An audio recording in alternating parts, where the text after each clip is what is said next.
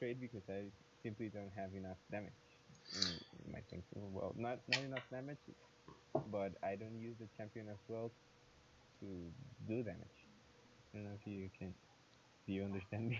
Yeah, yeah, I got you. Okay. Okay, Um, so before I get into this, log on to your NA account so I can invite you to a custom game. Um, yeah, with this, Riven struggles a lot early just because, like I said, she's a really snowbally champ. Her scaling is really good on her abilities, so don't feel like you're forced to fight a lot early because Riven's early game honestly isn't that great. The only reason I personally fight sometimes early is just because I'm comfortable with Riven. You know, I've played her for 4 or 5 years, so I know the ins and outs of Riven, and I'm pretty comfortable. But a lot of Riven's matchups, even matchups she does well against, like Gangplank, she actually loses against early. So a good Gangplank early will just harass you with his Q. And if you try to fight him early, you're going to lose no matter what. Whereas if you wait till you're level 3 or you're level 4 before you start fighting him, now you're going to start winning fights. So with Riven, a lot of it's just knowing about, when you're strong, when your power spikes are, for the most part.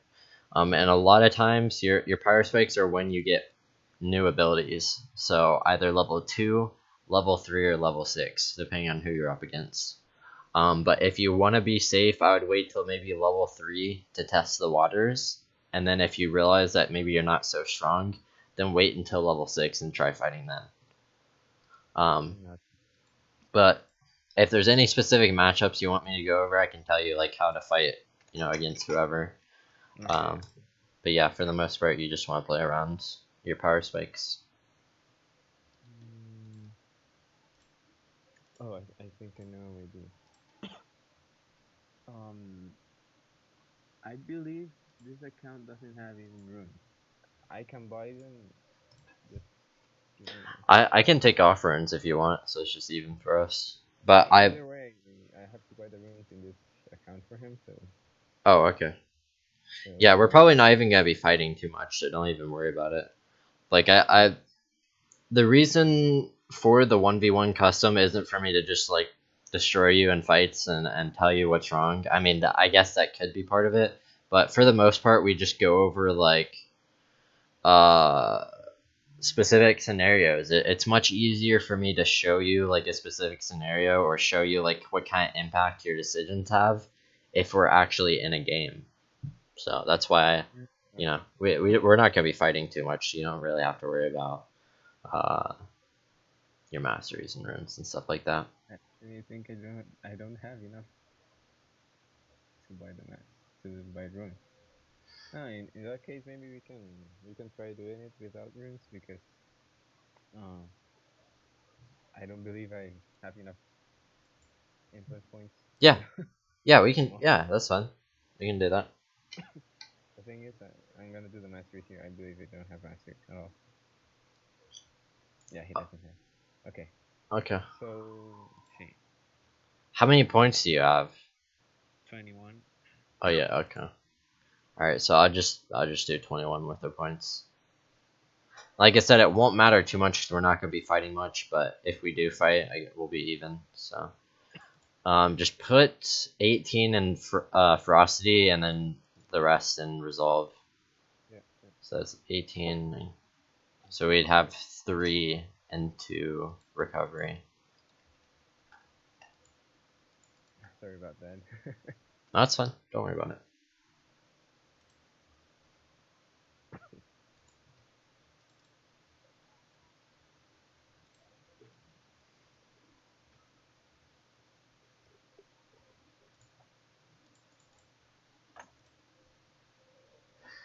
All right, you ready? Yep. Let's start it.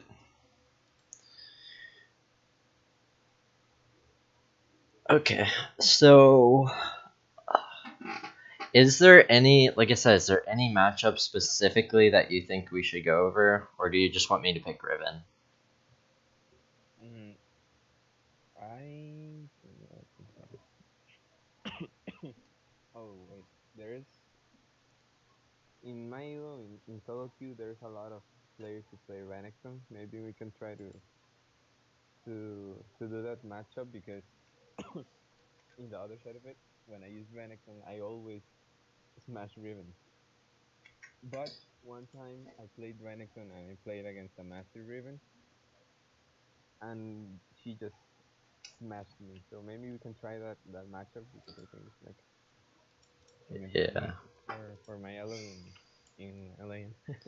I'm gonna be honest, I'm not that good at Renekton at all. Ah, But it's okay.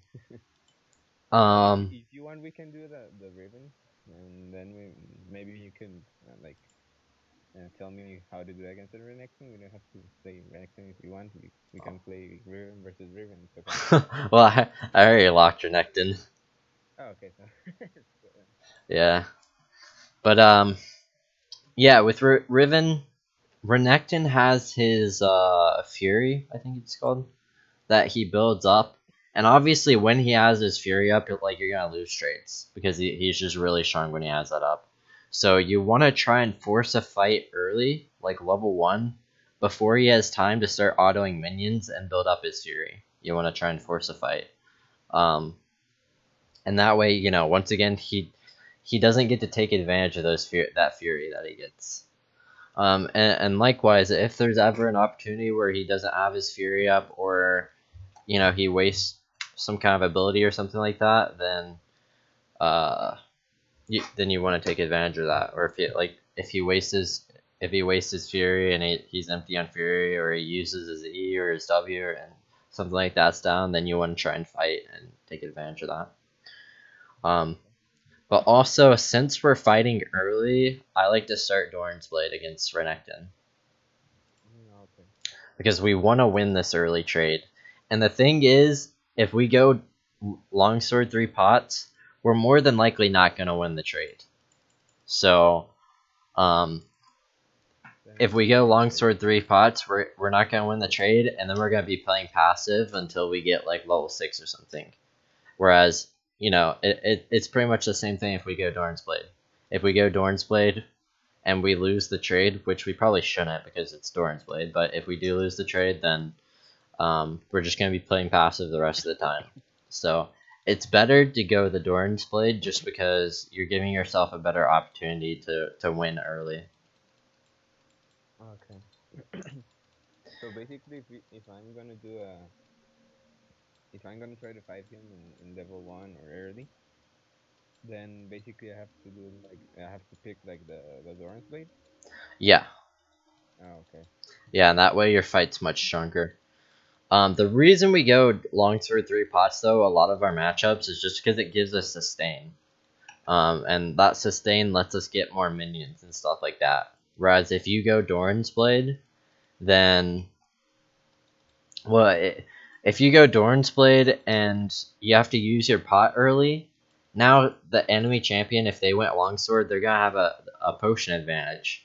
So they're just going to sit in lane and poke you down. And eventually you're going to have to recall and teleport back, which, you know, during that time you're going to lose CS. Whereas if you went Longsword 3 pots, like, you're able to stay in lane longer, you're able to use your health potions more, and um,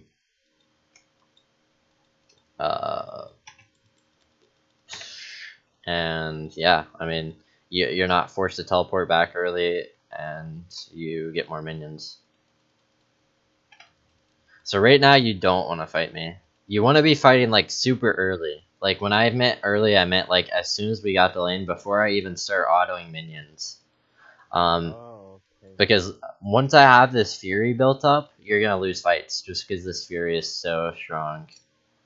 Yeah. So you gotta be really careful about that.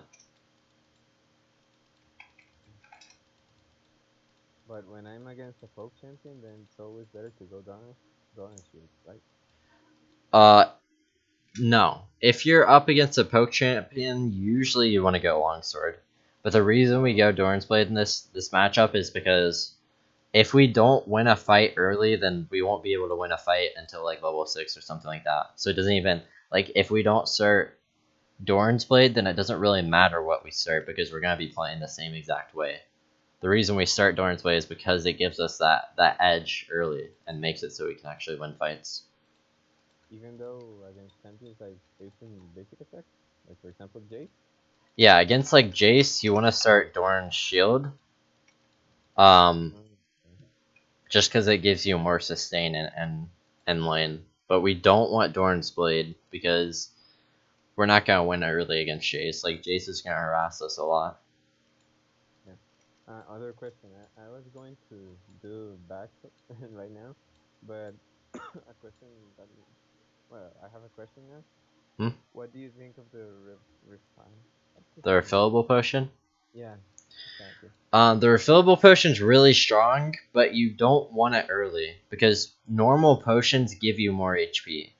So the refillable potion's nice to have, but early normal potions are much better because once again they give you more HP. But like the reason we don't start refillable is because we can get more potions. We can get 3 potions, whereas with refillable we get 2. So not only can you have more, like, can you stack more potions, but also, you know, the normal potions give you more HP than refillable does. The reason refillable is so strong, though, is because you can just refill it. You don't have to buy more potions. So refillable is really good, like, after, like, level 5, level 6, maybe. But before that, we just want to be buying normal potions. That way we get to have more health, essentially, because it gives us more health when we use them.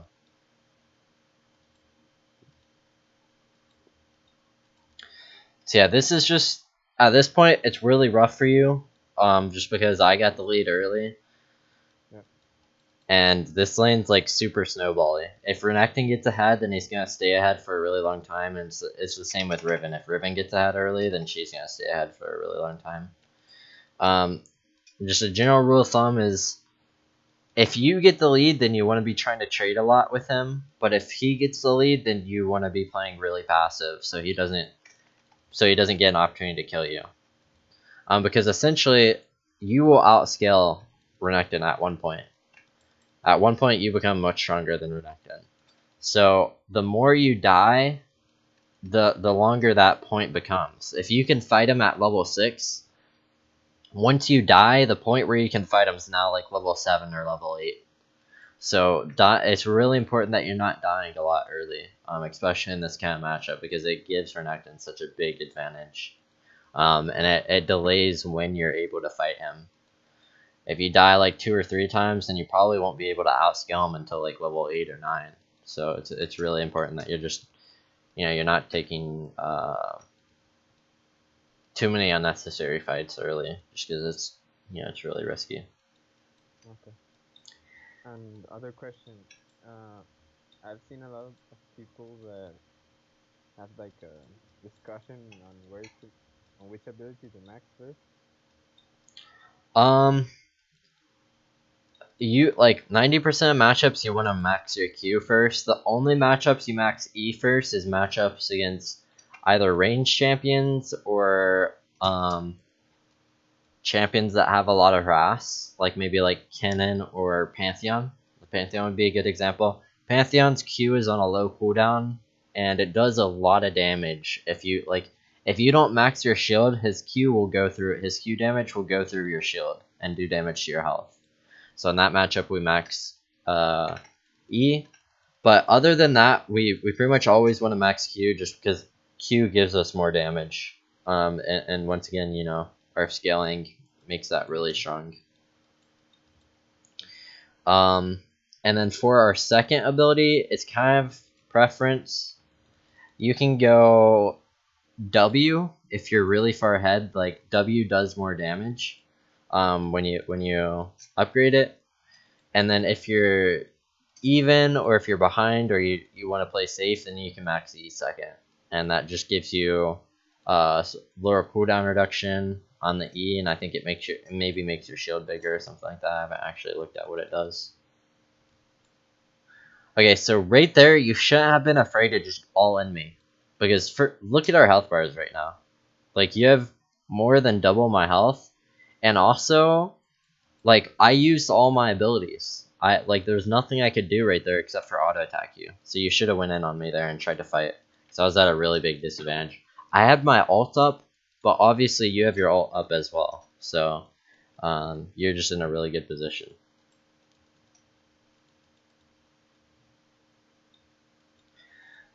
Renekton's E is just one of his big abilities, because with Renekton's kit, he can harass you a lot and then just double E out. But when his E is down, if he uses it on minions or something, that means that he can't escape your harass. So, like, it's really big. If he uses his E to, like, farm minions or something, it's really important you take advantage of that.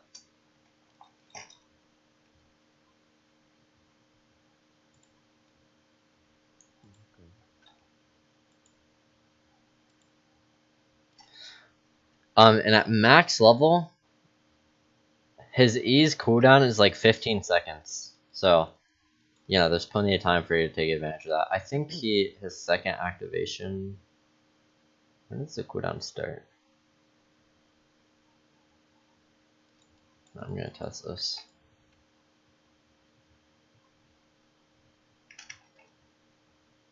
Okay, the cooldown starts when he first uses it. So his E, if he hits something, is like a 10-second cooldown.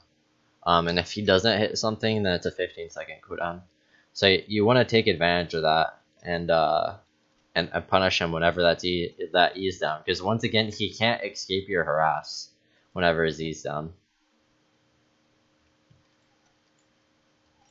But yeah, other than that, do you have any questions or anything that I can answer?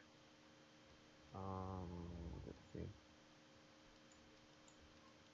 Mm, okay then. It's a question about the build. Then, for example, in this case, I will have to go for the Warhammer, for example, and then the Black Cleaver, right? Yes. The Warhammer gives us nice early stats, and then we go the Black Cleaver because a good Renekton's going to be building armor. Or he's going to be building... I think right now it's building the Titanic Hydra and the Black Cleaver. Yeah, so that's kind of... I would still, even though you don't really get good use out of the armor... Wait, is it Armor Shred or is it Armor Pen? I forgot to check up on that. It is...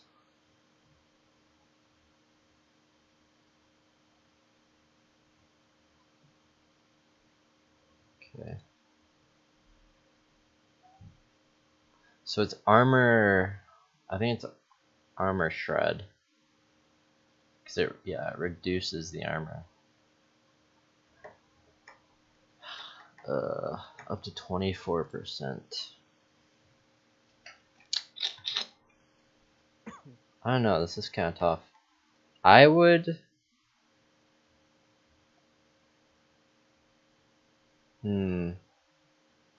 I would still go Black Cleaver, just because it gives you really nice stats all around. And even though he doesn't have a lot of armor, like, it's still going to do quite a bit. Like, 29% of what I have, my base armor is 51, and 28% of that would be, like, 14. It'd be like 14.5, so that reduces quite a bit of damage, or put quite a bit of armor, so that's pretty good in that case. But also, once again, like, we get the cooldown reduction, we get the health, and we get the damage as well. So Cleaver is just nice to have in that sense. Something you could do though is rush like a... Shoot. What could we rush actually?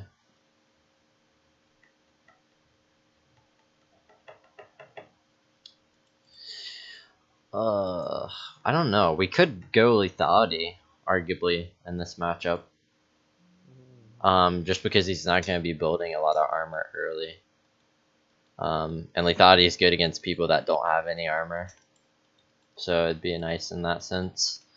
We could also go Last Whisper if we just want to get rid of all of his armor. We could rush an early Last Whisper, but I don't know. I don't really like the idea of that because you're missing out on like cooldown reduction and actual damage and stuff like that.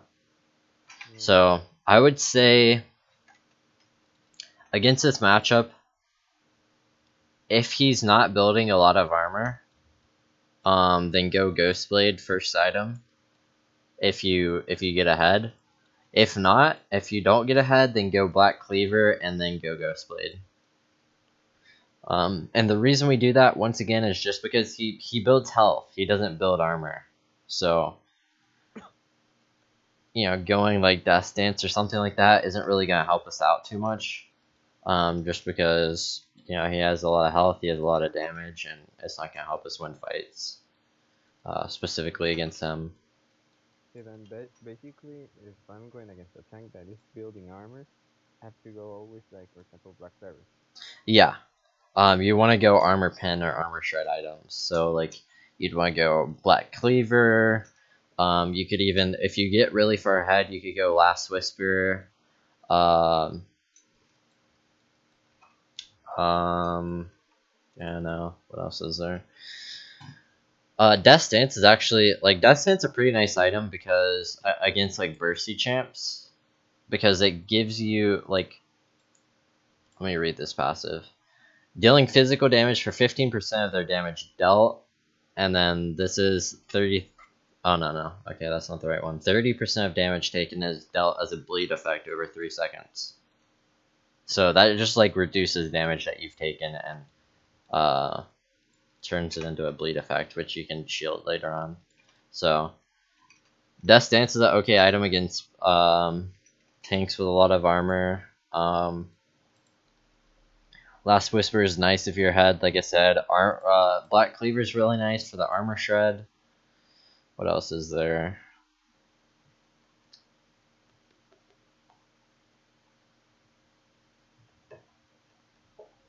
I don't see Armor Pen. I actually don't have Armor Pen on here. It's interesting.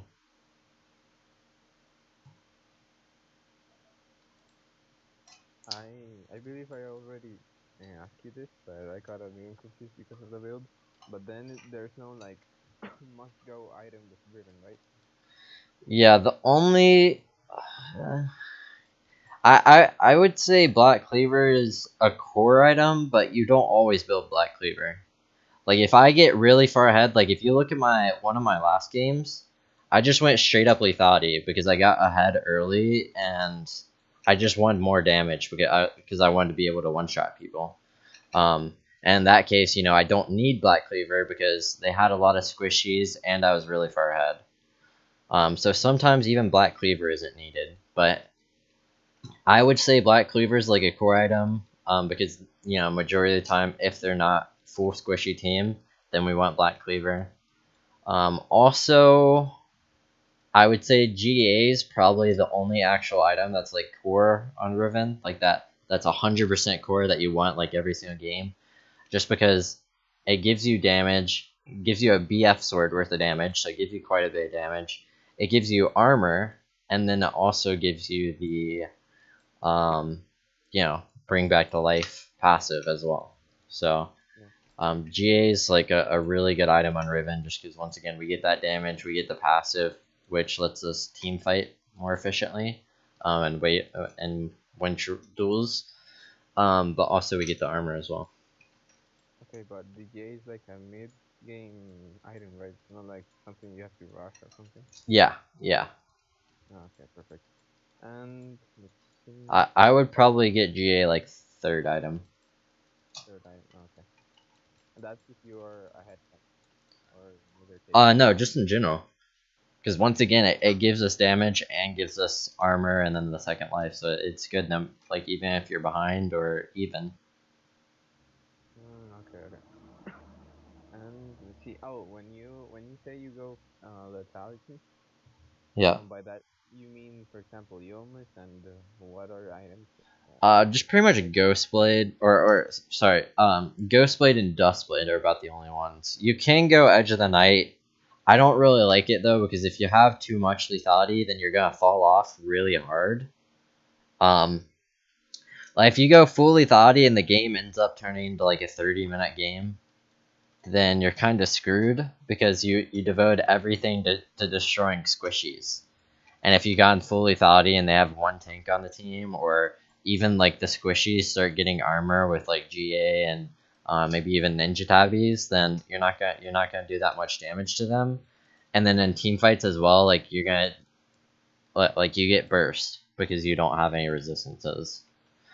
Okay, So then um, basically, I would just uh yeah, I would just stick to Dustblade and Ghostblade when it comes to lethality, and I wouldn't build any more lethality than that. And from okay, there, if you continue getting fed afterwards, you go like Hydra or something, because once again, that's really good when you're ahead.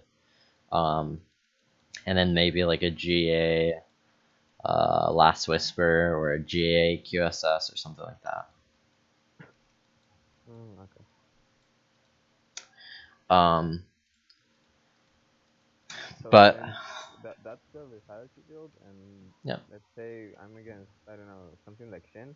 In that case, I would have to build like, for example, a Black Clever, and then after that, what could I build? Like, for example,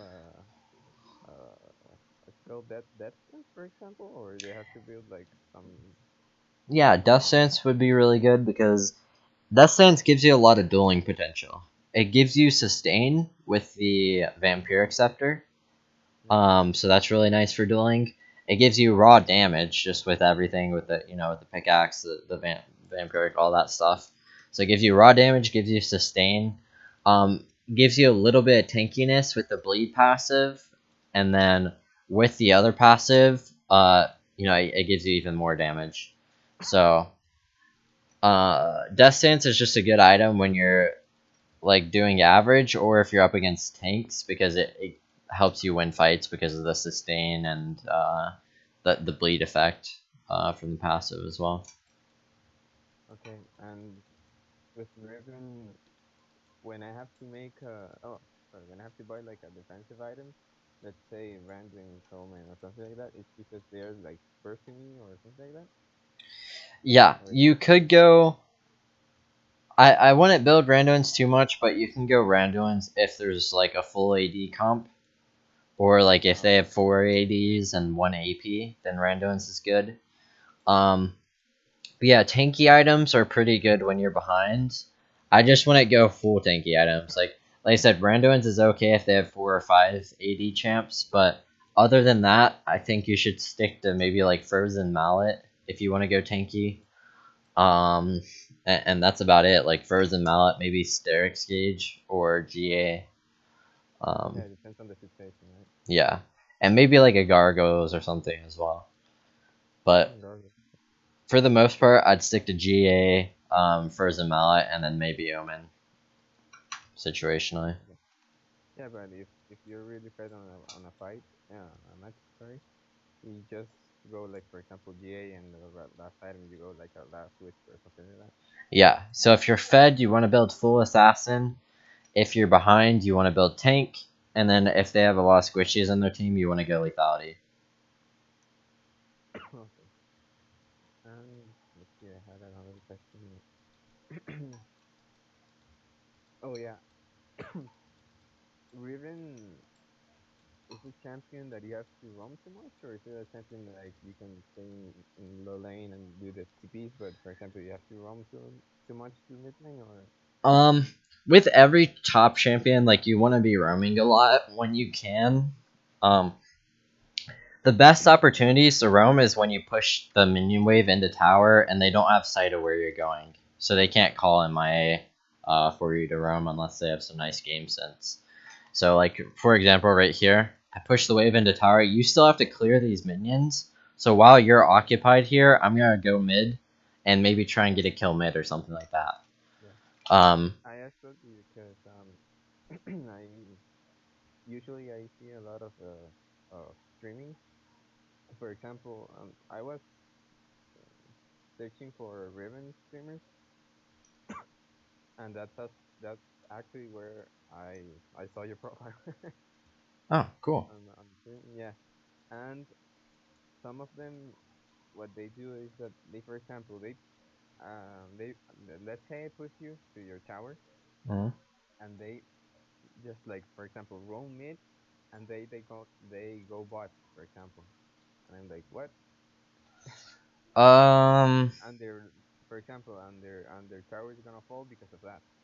Yeah, that's a little weird. I don't know about that. What ranks were these guys? One of them was box box. I know. I think. What This, box really? yeah. Huh. He roamed mid and then went bot. Yeah. The only reason I could see you doing that is if there's like a tower to get. Like if you can pressure a tower, like I don't mind giving up my own tower at all. But the thing is you don't want to give it up for free. So if I can trade a tower in bot lane or a tower in mid lane for my tower, I'm down for that. Um, but yeah, you need to trade something for that. So if you're just going mid to bot for like no reason at all, then that's really bad. But if you're going bot lane to like if you've gone from mid to bot to maybe get bot tower or to get some kills or something like that and to snowball your team, then that's perfectly fine. Yeah. Especially in ranked, like lane phase isn't really that important because I can get really fed like dueling you, but that won't matter at all if you're like if you roam a lot and if you're playing team fights correctly. Because I can be 10-0, but if I'm not applying that lead to my other teammates, then that lead's kind of wasted. Because if I'm 10-0, and I know this is an exaggeration, but if I'm 10-0 and my team's like 0-20 put together, then I'm not going to be able to win the game just because I haven't had an impact on my team. I'm just focusing on my lane at all, like by itself. I don't. There's Yeah.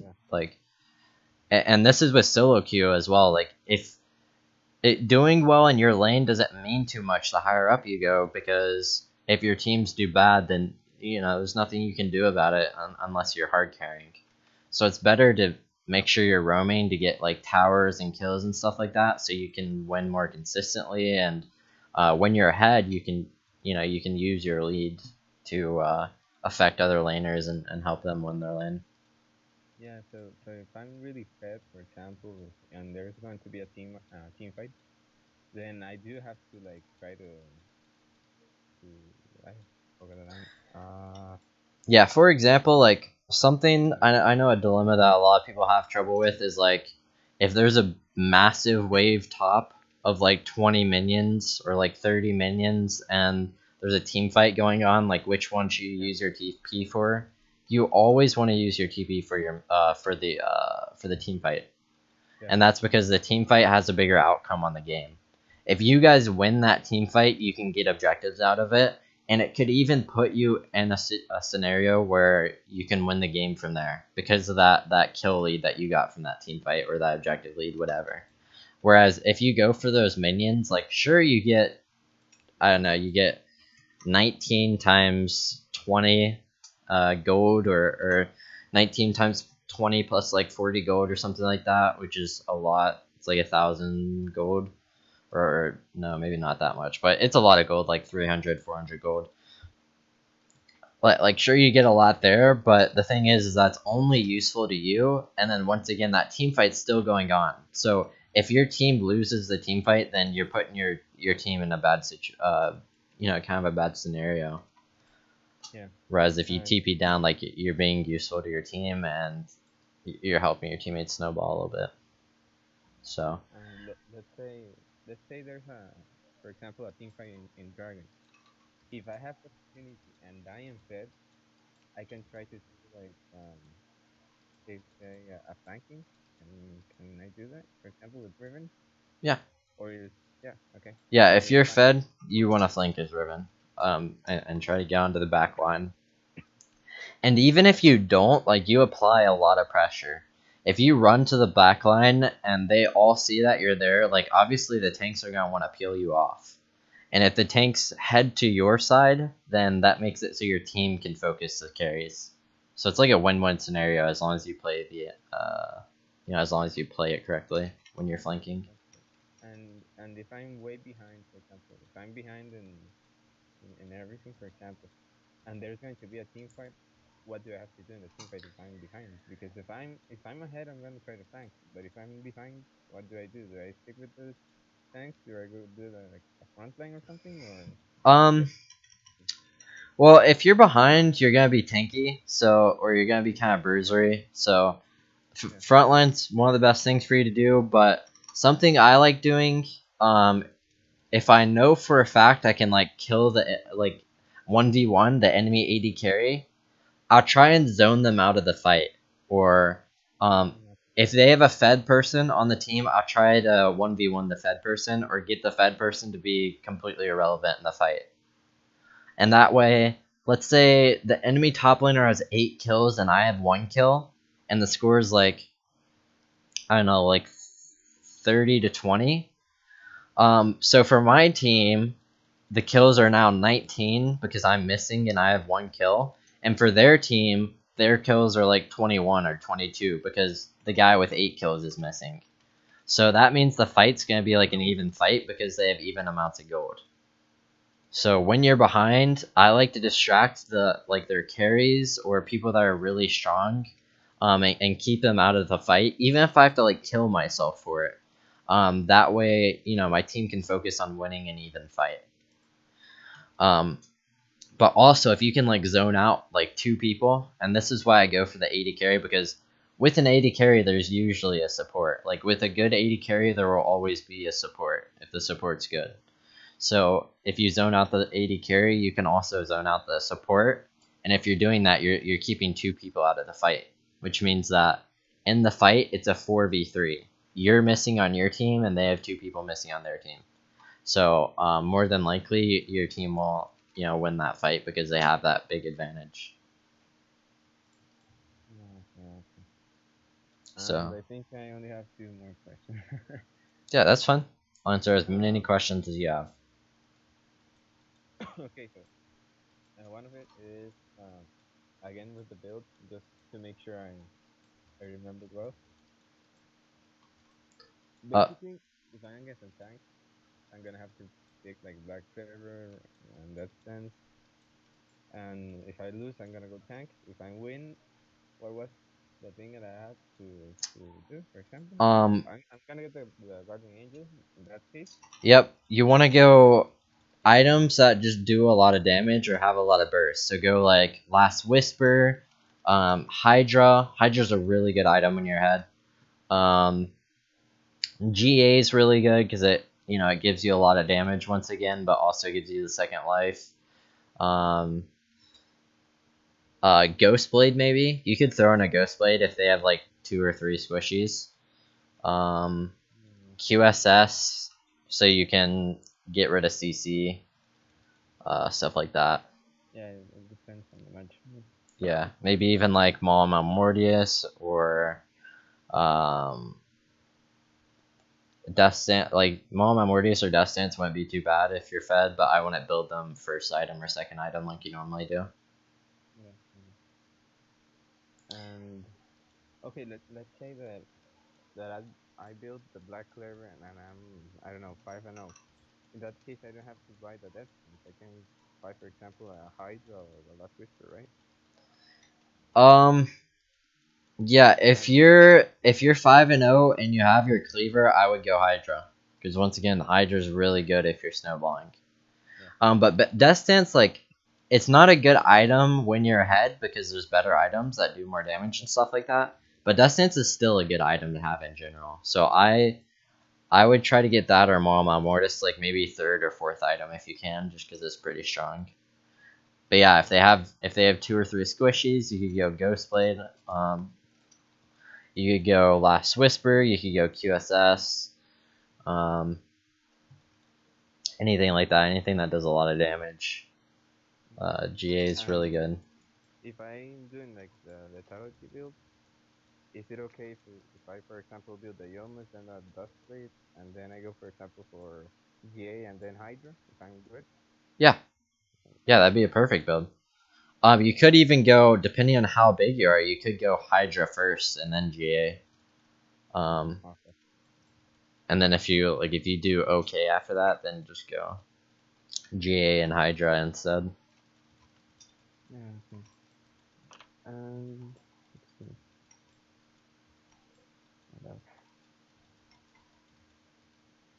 Oh yeah. So just to make sure I understand well. And Riven's power spikes are like in level 6, and when she gets new abilities, right? Yep. So level 2, level 3, level 6. Arguably, she has more at like when you finish Black Cleaver and stuff like that. But usually, like if you're even in lane, the power spikes will always be when you get a new ability. So if you just don't die, then eventually at level 6, like you win almost every single matchup. As long as you Yeah. play it right. And also, I saw box profit as well. Instead of building, for example, Black Bear, sometimes he builds, for example, Trinity Force. Is that even something viable, or is it like he just wanted to troll or something? I think it's kind of a troll thing, but it's not an awful item. Like it's really good if you're ahead, but I think it's more of a troll thing. Um, like the stats are really good for Trinity Force, and if you're super far ahead, like it's not bad because you get health, you get the Shane passive, which is super strong. But and also you get attack speed and you get damage as well. So it's like it's good all around. But the reason we don't normally build it is because first of all, it costs a ton. It costs 32.50, and you could get like an item and a half with that much gold. So it's a lot of just wasted gold and in a way. Um, but also like well yeah, that's just the main thing is that it costs so much. Like if you build it early you're wasting so much time building into that where you could get like if you're fed you could get a hydra and like a death stance or something or start building into your death stance. So it's just like I don't know it you don't even get a power spike on it until you actually finish the item, so it's just a lot of wasted potential for you. But it's not a bad item, you just don't get full use of the mana that it gives you. So Oh, I would only build Triforce if you're like super far ahead. And maybe if they have like a ton of squishies or something on their team. Because yeah, it only gives you damage. You don't get armor pen or anything like that out of it either. So damage you'll only get against people that don't have resistances. yeah. And for example, if I know from the champion select that I'm gonna go with the totality build, Hmm. I can change the masteries to the ones that give me, like, for example, more damage, right? Yeah. Or do yeah. Yep. Okay. And that's why that's why a lot of the masteries are situational. I Yeah. personally build my masteries every single game. That way, my masteries are specific to that to that scenario or to that game. Mm, Whereas if you have a set page every time, like you might be running something that could be like you could be missing out on something that's better essentially. yeah. So Okay. I prefer making my masteries every game. Yeah. Mm, Any other questions you have? yeah. Just to make sure, is there any, like, for example, any other specific combo that is, I don't know, not the ER or the EW that I should use? Because The I think I only use those ones, and if I have Tiamat, I like cancel the beta attack animation, but that's about it. Yeah, there's a lot of advanced combos on Riven, but the only ones that matter are first of all the fast combo, which is just canceling autos. Like the higher up you go, the more important that becomes because fights are a lot closer. People know how to play the champs and stuff. Fast Mm-hmm. combo is important. Double casting is pretty important because it catches people off guard, and that's where you use 3 seconds, or sorry, you use three abilities over a course of time that you'd normally only use one if you weren't like animation canceling and stuff. So double casting is really good, and that's something I'd look up to learn how to do. I don't think I personally could explain it very well to you, or like how to do it. Um, so double casting is important. The ER is important because you animation cancel your ult. The EW is important because you can escape and stun the opponent at the same time. And lastly, I think that's about it, actually. Yeah, I think that's about it. Actually, I'm a little confused with the names. I actually think I don't know the double casting one. The double casting, like I said, I wouldn't be able to explain it very well, so I'd probably just look up like Riven double casting. Yeah. But essentially, it's where you use all 3 of your abilities and you cancel the animations on 2 of them. And a easy way to like learn to do this is just do the EW animation cancel and then add the Q onto that. And do the Q as fast as you can to do that, to animation cancel the W. Okay. But yeah, I think those are the only important ones. If you want to learn more advanced combos, I'd probably look them up because it's easier to see them than it is for me to tell you like how to do them and or tell you like how they look or anything like that. But a lot of them aren't really that important. Like you can do like a lot of them just look fancy and they're kind of risky as well, so they don't have like too big of a use. Like even double casting is kind of risky just because you're using all of your abilities. Yeah. At once, and you know someone can take advantage of that and kill you while all of your abilities are on cooldown. So you only want to double cast like when you can kill someone with it. Okay. I think that's about it. All right, so you don't have any more questions? I think I don't. All right, let's exit out, and yeah, we've gone over runes and masters. I think we can about wrap everything out. I don't think it is. Oh, I think one last question. Okay. Let's say I'm in the champion select and I see, for example, that they're doing some type of composition or they're picking some specific champions. In what, for example, in what case do I have to pick Riven or not pick Riven? Is there like a specific champion or matchup or composition where Riven is like you shouldn't use Riven, for example? Um, I don't like to pick Riven against like against really tanky comps, I guess, or like yeah, I don't know, against really tanky comps or like CC comps, just because she's like Master Yi. Like if they have a lot of CC, if they can lock her down before she goes in, then there's not too much she can do. And tanks typically have a lot of CC, so that's why I don't like tank comps either.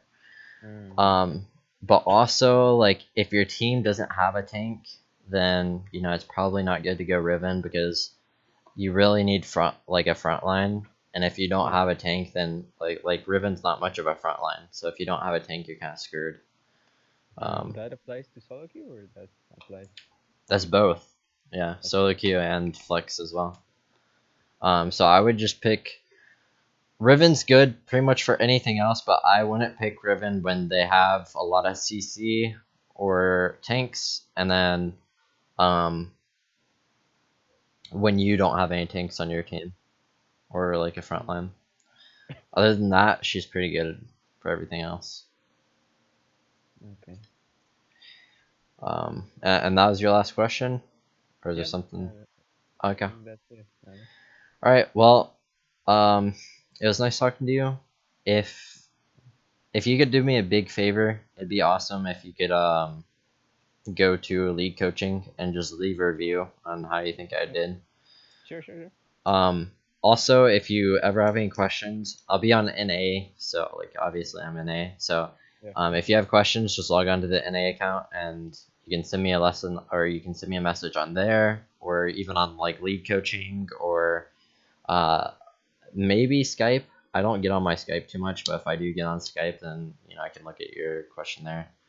So yeah, like if you have any questions or anything, just feel free to contact me. But Sure. other than that, it was nice talking to you. Okay. Same. Thank you so much. Yeah, talk to you later, man. Yeah.